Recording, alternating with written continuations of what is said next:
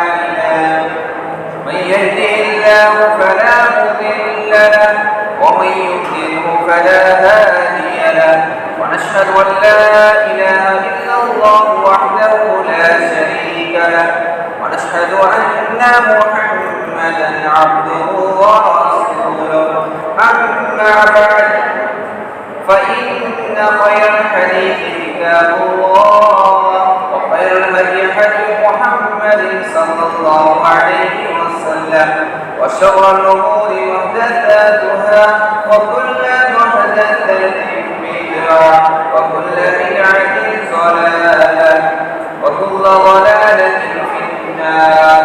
أعوذ بالله من الشيطان الرجيم. بسم الله الرحمن الرحيم. ولقد مكناكم في الأرض وجعلنا لكم فيها معايش.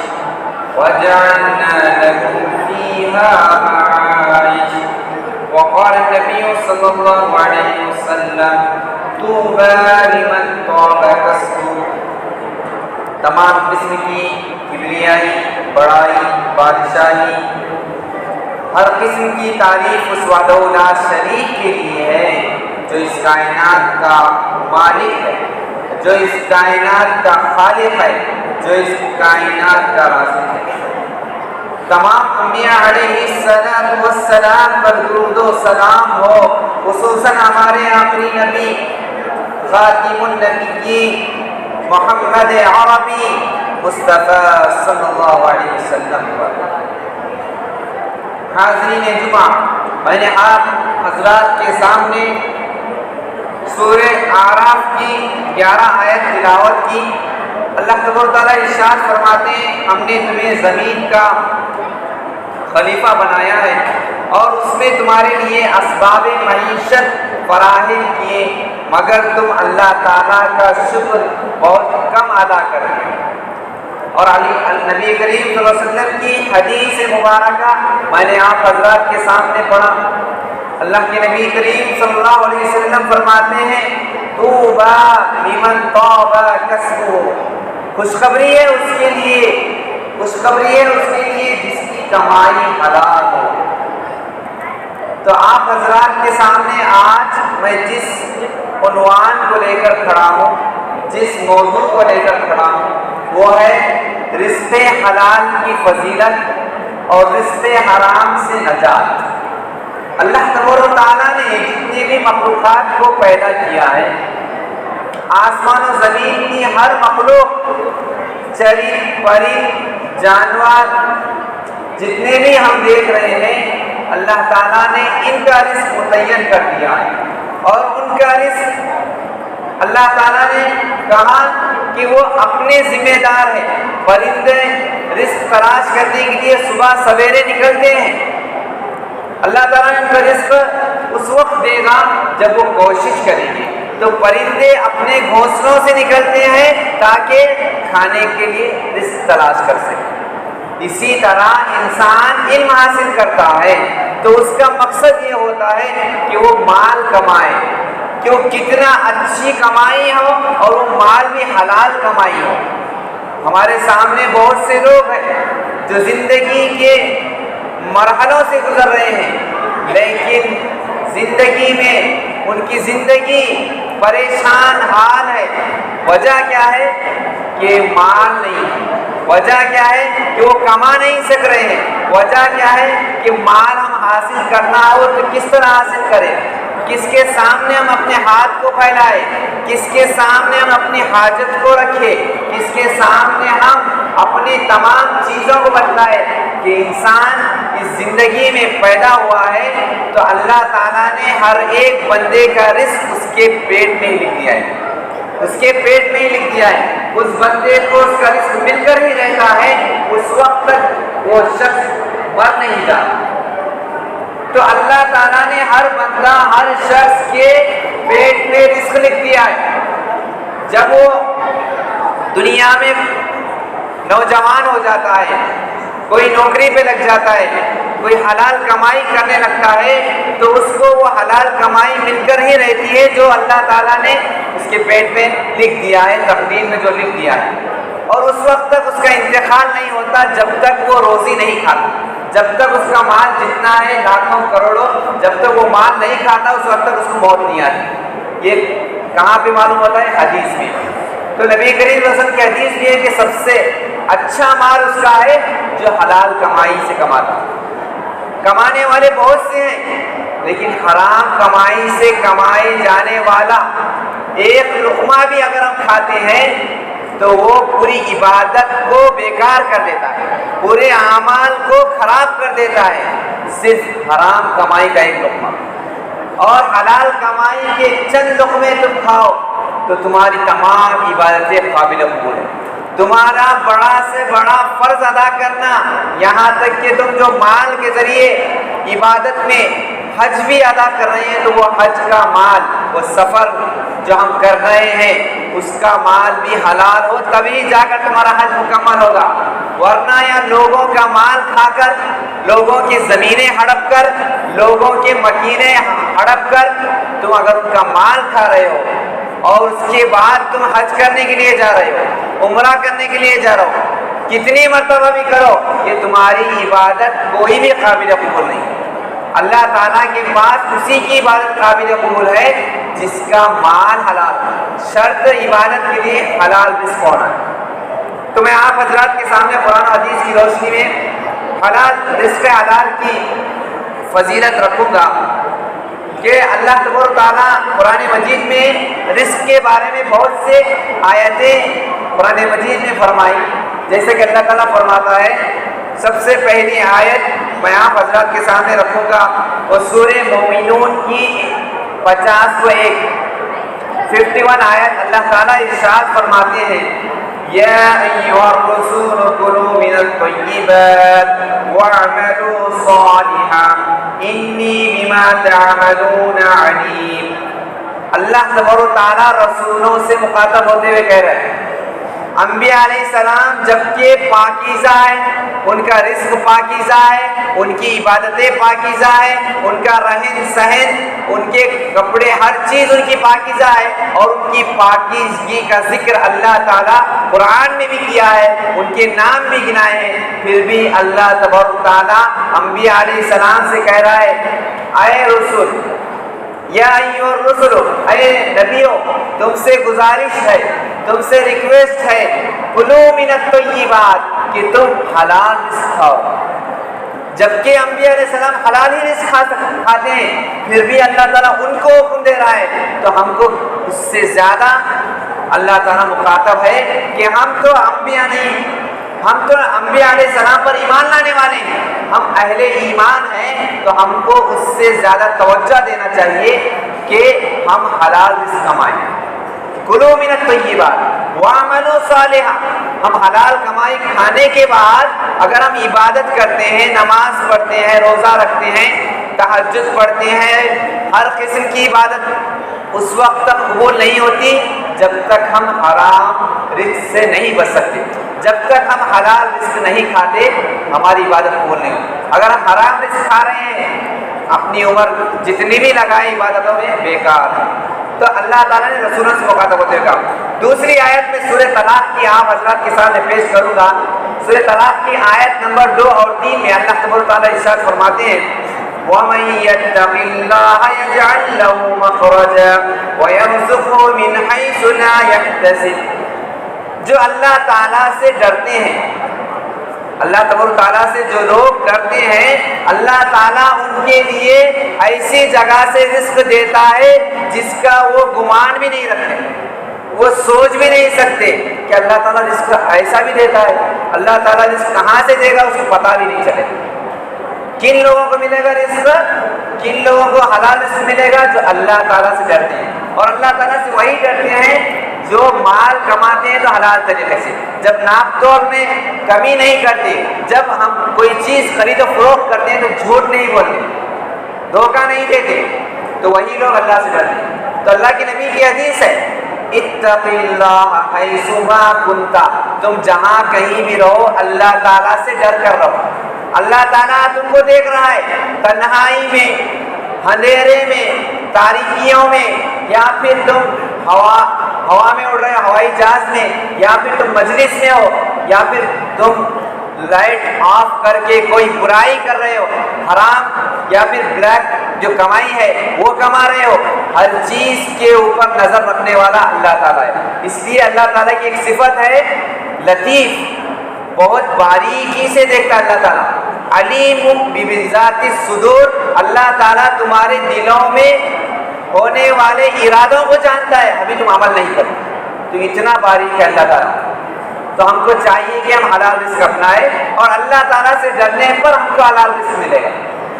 دوسرا آپشن کیا ہے؟ ہم اللہ سے ڈرے تو اللہ تعالیٰ ہم کو حلال رزق عطا فرمائے۔ تیسری آیت اللہ تبارک و تعالیٰ قرآن مجید میں ارشاد فرماتے ہیں، وہ سورۃ الکہف ہے۔ سورہ کہف ہم سب پڑھتے ہیں، اگر نہیں بھی پڑھتے ہیں تو آج اگر ہم نہیں پڑھیں گے تو شام تک ہم پڑھیں، کیونکہ اللہ کے نبی کریم صلی اللہ علیہ وسلم فرماتے ہیں کہ سورۃ الکہف جمعہ کے دن اس کے پڑھنے کی فضیلت بیان کی ہے۔ جو شخص سورۃ الکہف پڑھے گا وہ دجال کے فتنے سے محفوظ رہے گا۔ جو شخص سورہ کہف پڑھے گا وہ یاجوج ماجوج کے فتنے سے محفوظ رہے گا۔ تو سورۃ الکہف جو حضرات پڑھتے ہیں تو ان کو معلوم ہونا چاہیے کہ سورہ کہف میں نوجوانوں کا ذکر ہے۔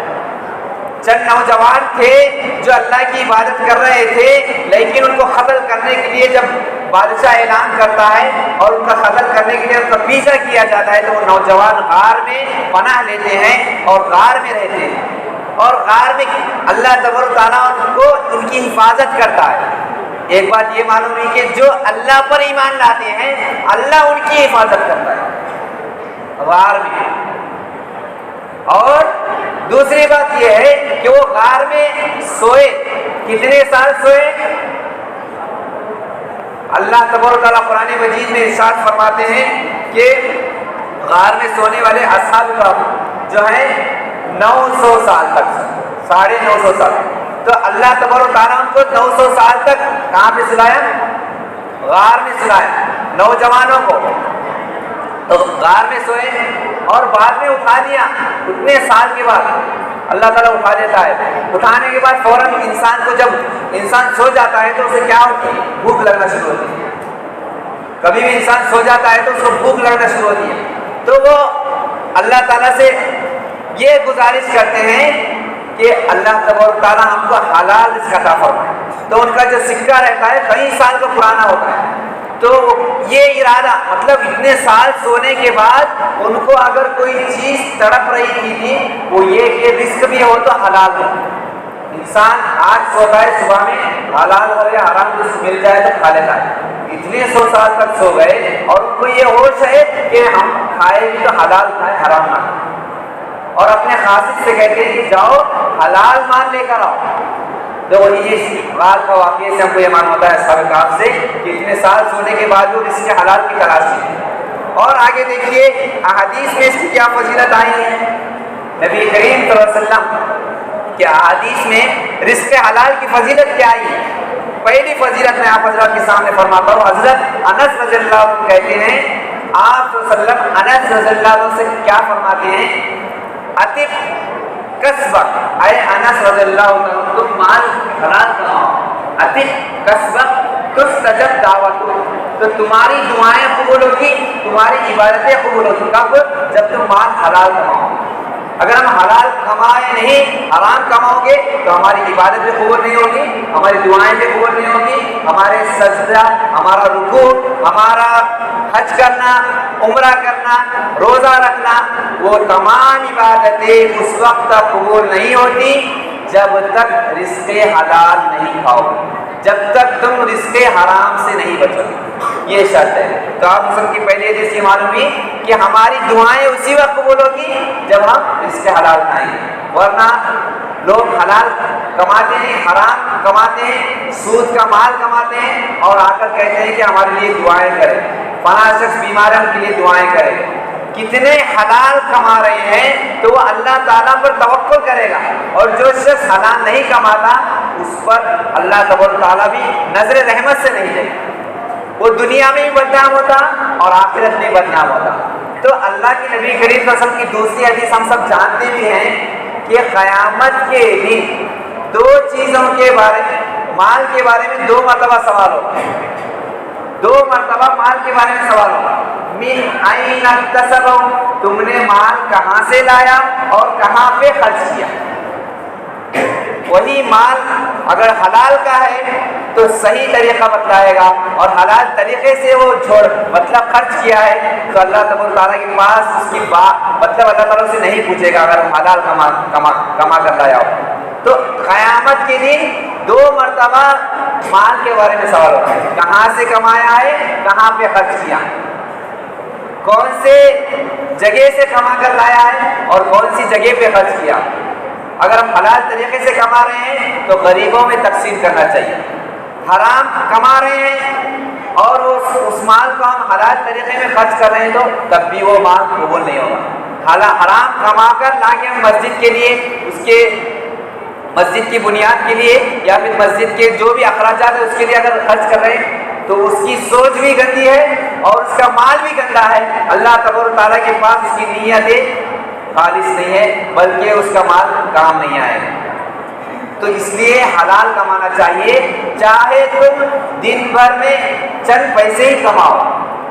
اللہ تبارک تعالیٰ قرآن مجید میں یہ تمام حدیث سے ہم کو معلوم ہوتے ہیں۔ تیسری حدیث میں آپ حضرات کے سامنے رکھوں گا، حضرت ابو ہریرہ رضی اللہ عنہ کی حدیث ہے، الساعی علی الارملۃ والمسکین، جو حلال کماتا ہے، حلال کمانے میں کوشش کرتا ہے، مجاہد ہے وہ شخص، اللہ کی راہ میں جہاد کرنے والے کے برابر ہے۔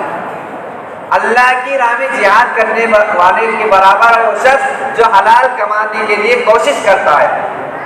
اور اللہ کے رسول صلی اللہ علیہ وسلم فرماتے ہیں اس کا مقام کیا ہے، جو حلال کماتا ہے وہ اس شخص کی طرح ہے جو رات میں تہجد کے لیے کھڑے ہوتا ہے اور کھڑے ہو کر عبادت کرتا ہے۔ اس کی مثال ہے جو حلال کمانے کے لیے نکلتا ہے تو وہ تہجد پڑھنے کا برابر ثواب اس کو ملتا ہے۔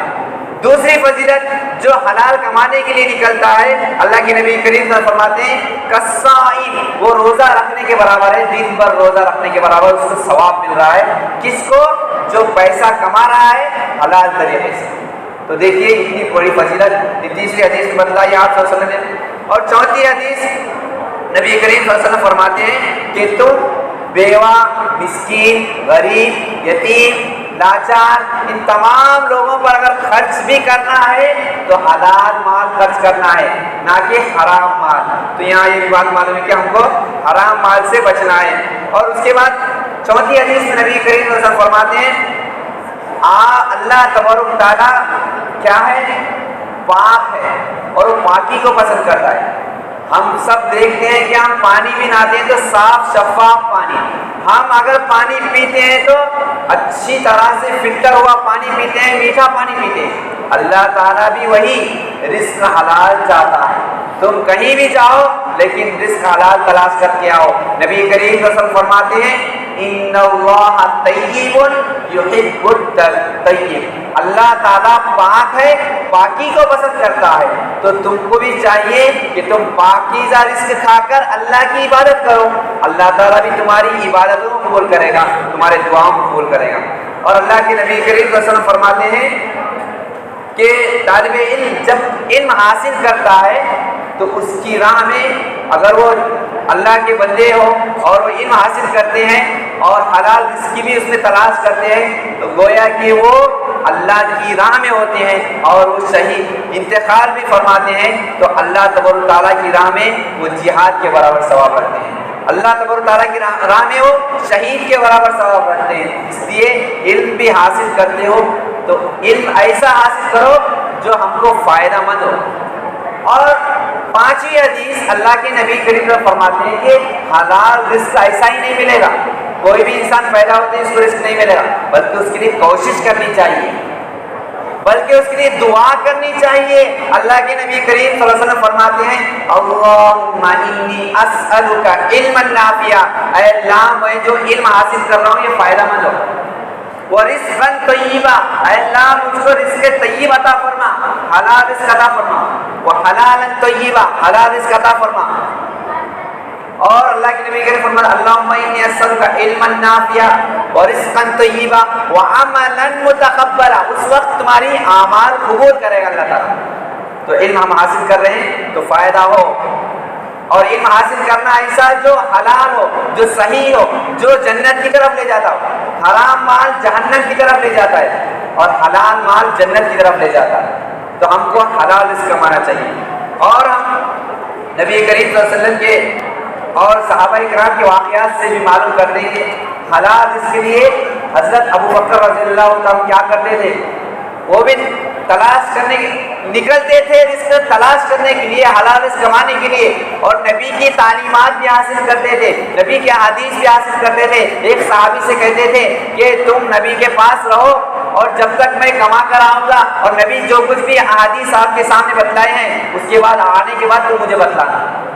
مطلب صحابہ اکرام بھی کوشش کرتے تھے نبی کے پاس، پھر بعد میں ابو بکر رضی اللہ عنہ آنے کے بعد پھر ان کو وہ بتاتے تھے۔ مطلب یہ ہے کہ پڑھائی بھی کرنا ہے، مال حلال بھی تلاش کرنا ہے۔ تو روشنی اگر ہماری حلال کی ہو تو راستے ہموار ہو جائیں گے، اگر حرام کی ہو تو راستے اندھیرے نظر آئیں گے، اور اندھیرے ان لوگوں کے لیے ظلمات۔ اللہ تعالیٰ قرآن میں کہا وہ لوگ تاریکیوں میں ہوں گے، ظلمات میں ہوں گے، جو اللہ تبارک تعالیٰ کے راستے میں نہیں چلتے، ان کے لیے نور نہیں ہوگا بلکہ تاریکی ہوگی۔ پل صراط پر وہ چل نہیں سکیں گے جو بال سے باریک ہوگا۔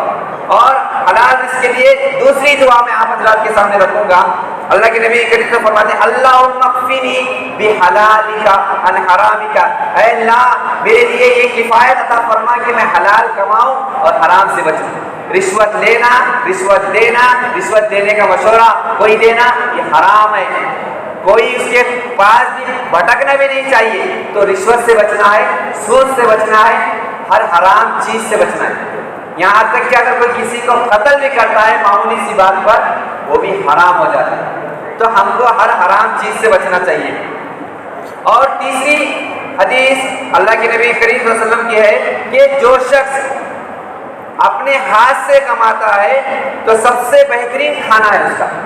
تو رزق ہم کمائے تو اپنے ہاتھوں سے کمائے، اللہ تعالیٰ کے پاس سب سے بہترین کھانا ہے۔ اس لیے شاید کہتا ہے کہ خدا کو بھول گئے لوگ فکر روزی میں، خدا کو بھول گئے لوگ فکر روزی میں، خیال رزق کا ہے، رزاق کا خیال نہیں ہے۔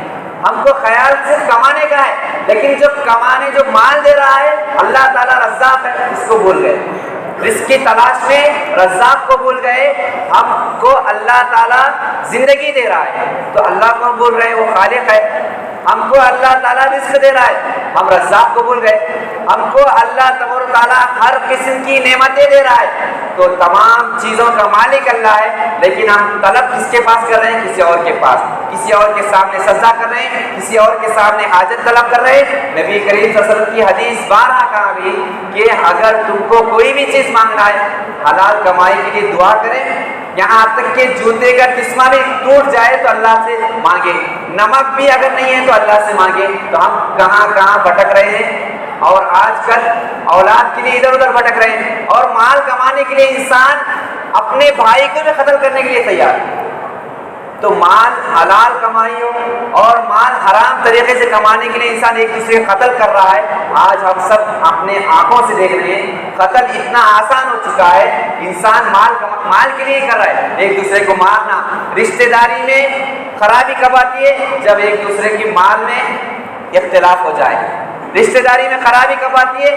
جب حصے، گھر رشتہ دار میں کسی کا انتقال ہوتا ہے، حصے برابر نہیں دیتے، اچھی چیز یعنی رشتہ داری میں جب کسی کا انتقال ہو جاتا ہے اور جب بانٹ دیا جاتا ہے اور اس میں خرابی آ جاتی ہے، وہیں سے نفرتیں شروع ہو جاتی ہیں۔ تو مال کے ذریعے انسان ایک دوسرے سے نفرت کرتا ہے، ایک دوسرے کو قتل کرتا ہے، ایک دوسرے سے حسد کرتا ہے، اور مال ہی ایسی چیز ہے جو انسان کو یہاں تک کہ کماتے کماتے جہنم کے گڑھے تک پہنچا دیتا۔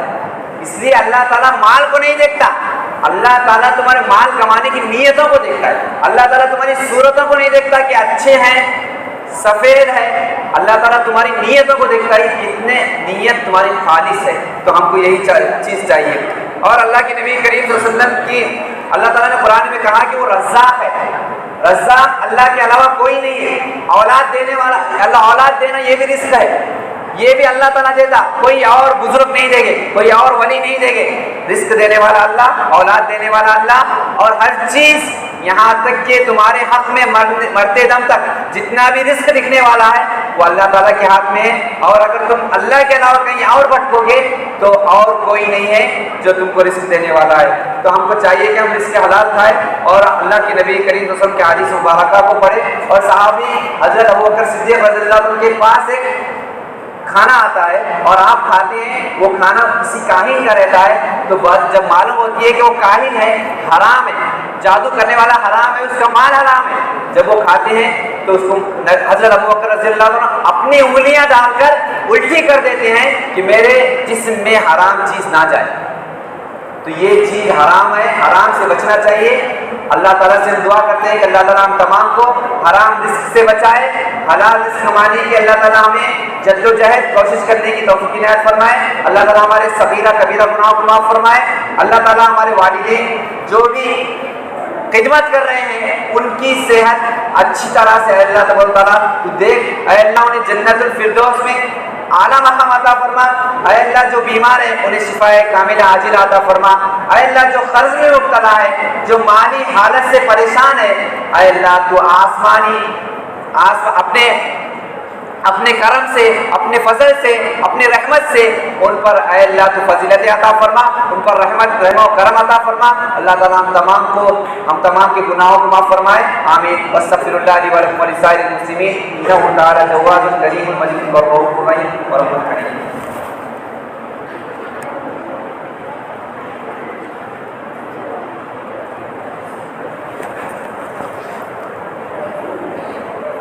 الحمد لله نحمده ونستعينه ونستغفره ونؤمن به ونتوكل عليه ونعوذ بالله من شرور انفسنا ومن سيئات اعمالنا من يهده الله فلا